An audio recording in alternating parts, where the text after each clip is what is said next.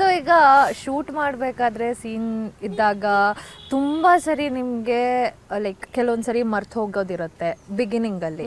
ಈಗ ಅಫ್ಕೋರ್ಸ್ ನೀವಿಬ್ರು ಕೂಡ ಪ್ರೋ.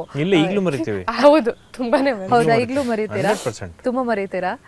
ಸೊ ಇಲ್ಲ, ಅದು ನಾವು ಟಿವಿಯಲ್ಲಿ ಕುತ್ಕೊಂಡು ನೋಡಿದಾಗ ನಮಗೆ ಗೊತ್ತಾಗಲ್ಲ, ಟಿವಿಯಲ್ಲಿ ನೋಡೋರ್ಗೂ ಕೂಡ ಗೊತ್ತಾಗಲ್ಲ.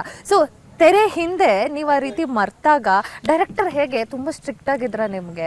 ಸ್ಟ್ರಿಕ್ಟ್ ಆಗಿ ಹೇಳೋದು, ಬೈದು ಹೇಳೋದು, ಅಯ್ಯೋ ಇರಪ್ಪ ಡೈರೆಕ್ಟರ್ ಬೈತಾರೆ ಅಂತ ಬೈಹಾಟ್ ಮಾಡ್ಕೊಂಡು ಹೋಗೋ ಸಿಚುವೇಶನ್ ಏನಾದರೂ ಬರೋದು ಹಂಗಿದ್ಯಾ?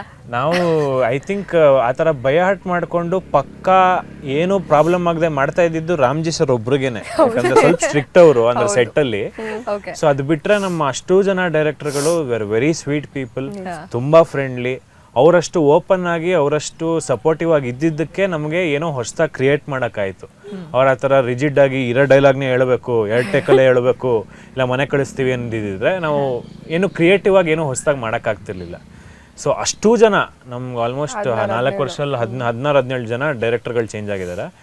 ಅಷ್ಟು ಜನನು they are very friendly.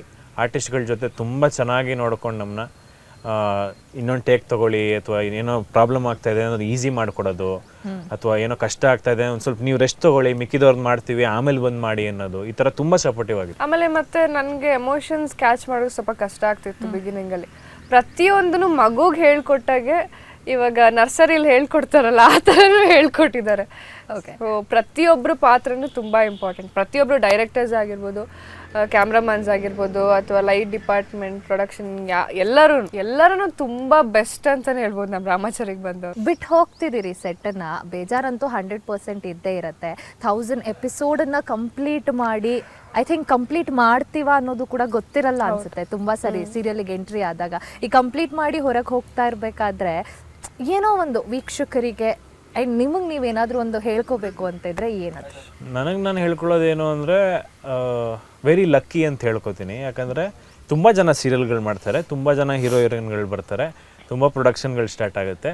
But ಇಷ್ಟು ದೀರ್ಘಕಾಲಕ್ಕೆ 1000 ಎಪಿಸೋಡು 4 ವರ್ಷ ಒಂದು ಸೀರಿಯಲ್ನ ಜನ ಅಷ್ಟೇ ಪ್ರೀತಿ ಇಟ್ಟು 4ನೇ ವರ್ಷ ಕೊನೆ ದಿನನೂ ಅಷ್ಟೇ ಪ್ರೀತಿ ಇಟ್ಟು ನೋಡ್ತಾರೆ ಅಂದರೆ ಅದು ಒಂದು ಸ್ವಲ್ಪ ದೇವರು ಹಿಂಗೆ ಅಂದಿರಬೇಕು. ಸೊ ಅಂದಿದ್ದಾನೆ ನಮ್ಮಿಬ್ರಿಗೆ ಆ್ಯಂಡ್ ನಮ್ಮ ಎಂಟೈರ್ ಟೀಮ್ಗೆ. ಸೊ ಅದ್ರ ಬಗ್ಗೆ ಖುಷಿ ಇದೆ.